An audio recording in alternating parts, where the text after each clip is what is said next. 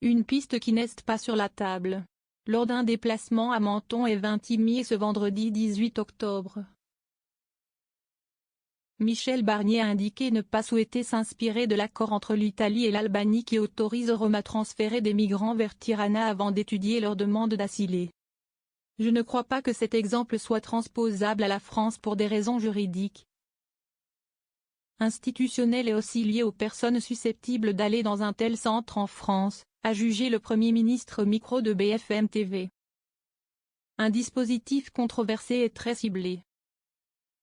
Un accord signé en 2023 entre l'Italie et l'Albanie pour externaliser la demande d'asile des migrants est entré en application cette semaine.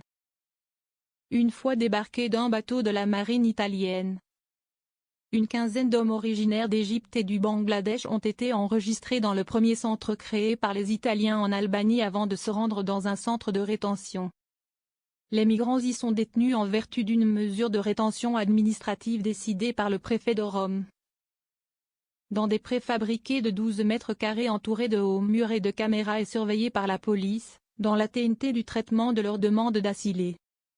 Le dispositif concerne uniquement les hommes adultes interceptés par la marine ou les gardes-côtes italiens dans leur zone de recherche et de sauvetage dans les eaux internationales. Coopérer plus avec les pays de transit. Le dispositif, inédit dans l'UE, a inspiré la patronne de la Commission européenne, Ursula von der Leyen qui a mis le sujet sur la table lors d'un sommet européen ce jeudi. Il a également convaincu une partie du gouvernement, à en croire du moins les propos de la porte-parole du gouvernement.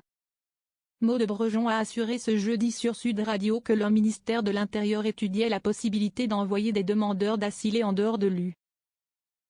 Michel Barnier n'a d'ailleurs pas fermé la porte à cette hypothèse qui ne serait donc pas calquée sur l'expérience entre l'Italie et l'Albanie. Nous allons coopérer encore plus avec les pays de transit ou les pays de départ. C'est ce que fait d'ailleurs l'Italie avec le soutien de l'Union européenne. Avec la Libye ou avec la Tunisie, et nous allons coopérer avec ces pays, a ainsi ajouté le chef du gouvernement. Notre intérêt est de travailler intelligemment avec les pays de transit, de départ d'accueil, a encore insisté le Premier ministre. D'autres sources d'inspiration.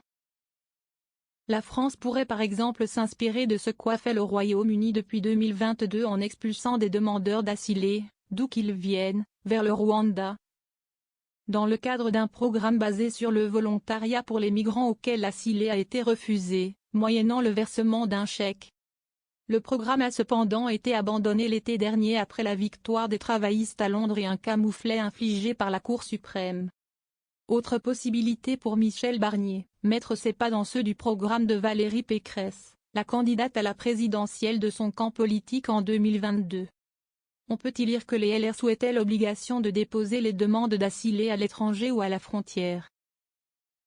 Dans ce cas, les demandeurs seront placés dans des centres dédiés fermés et renvoyés si leur demande n'est pas acceptée. Soit concrètement l'ouverture de hotspots dans des pays de transit avant que les migrants n'arrivent en France.